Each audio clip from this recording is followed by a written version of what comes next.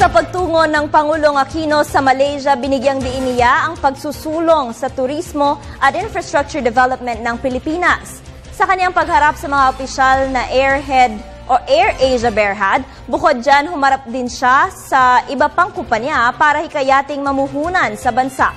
Balitaan mo kami, Elena Luna.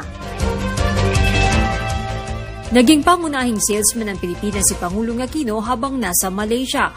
Humarap ang Pangulo sa mga opisyal ng 3 kumpanya dito para hikayatin pa silang mamuhunan sa Pilipinas. Ayon kay Malaysian Prime Minister Najib Razak, malaki ang potensyal ng trade at investment ng dalawang bansa at dapat pa itong palawigin.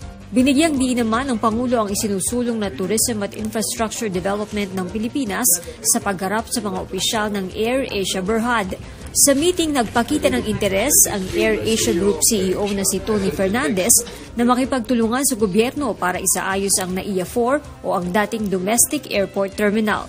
Kasabay nito, pinasalamatan ng Pangulo ang kumpanya sa paglalaan ng direct flight mula Kuala Lumpur patungong Kalibo, Aklan para higit pang lumago ang turismo sa Boracay. Tinanggap naman ng Genting Berhad ang imbitasyon ni Pangulong Aquino na gawing bahagi ang Pilipinas sa mga destinasyong pinupuntahan ng kanilang Star Cruises fleet.